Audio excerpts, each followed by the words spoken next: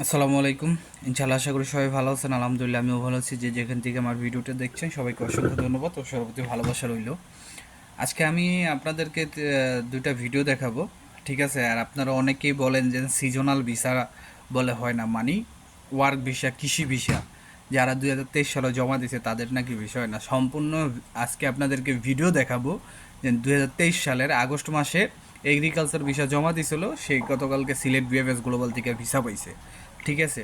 তো আর একটা রিকোয়েস্ট থাকবে, আপনারা সবাই শেয়ার করে দেবেন, ঠিক আছে?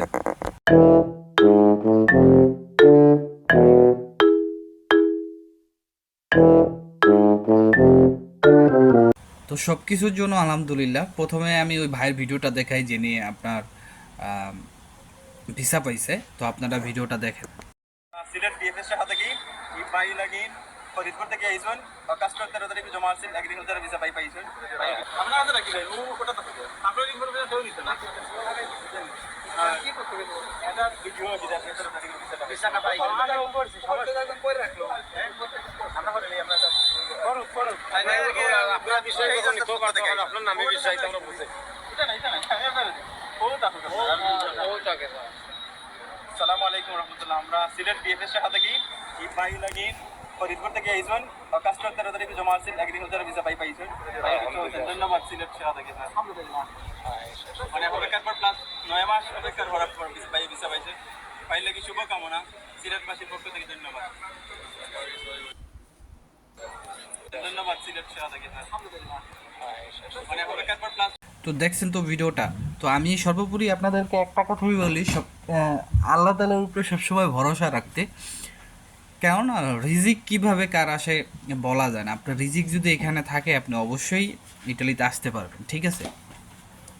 আর আর সবচেয়ে বড় কথা হইল আপনার ডকুমেন্ট আপনি ভিএফএস গ্লোবালে সাবমিট করার পরে সেটার ম্যাচ শেষ হয়ে যাক, তাতে কোনো সমস্যা নেই, যদি আপনার মালিক ঠিক থাকে, যদি আপনার কোম্পানি ঠিক থাকে, আর যদি আপনার রিজিকে থাকে।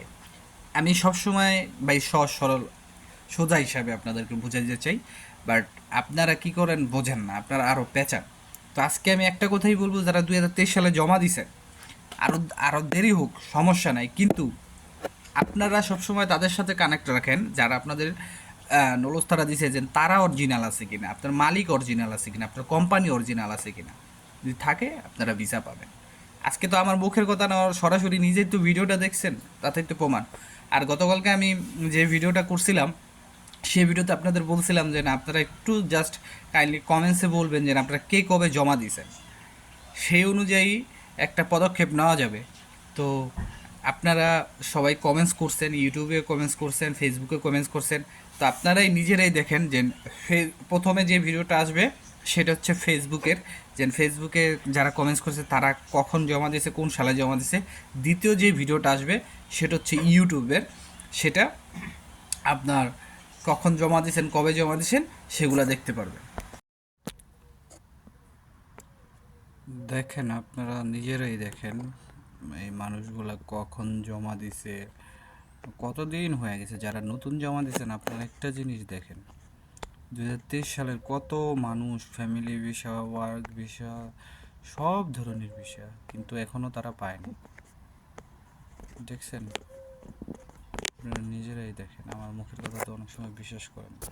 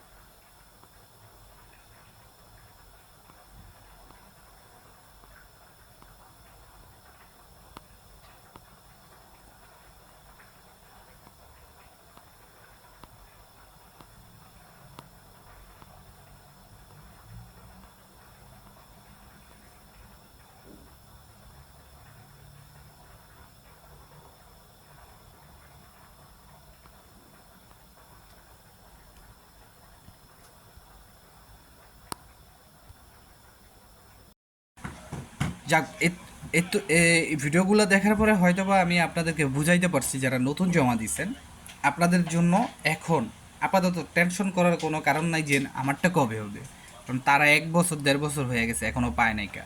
সো আপনারা যদি এরকম টেনশন করেন তাহলে এটা আপনাদের জন্য একদম মানে আমি বলুম যে মানে একদম কি বলে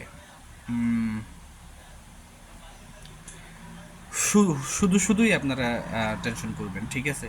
কারণ পিছনে যেমন হইতেছে সামনে ওইরকম হবে যদি আপনারা সামনে ওই নুলস্তা ফ্যাক দিয়ে থাকেন, ঠিক আছে?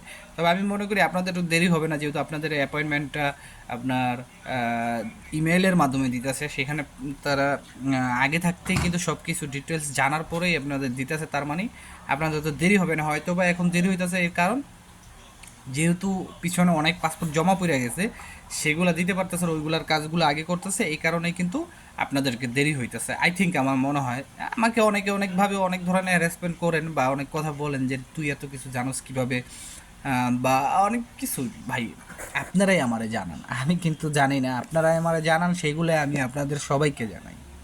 আশা করি বুঝতে পারছেন। তো আজকের মতো ভিডিওটা এখানেই, যদি ভালো লাগে অবশ্যই শেয়ার করবেন, আর সবার জন্য দোয়া রইল, সবার জন্য দোয়া করবেন। আসসালামু আলাইকুম, আল্লাহ হাফেজ।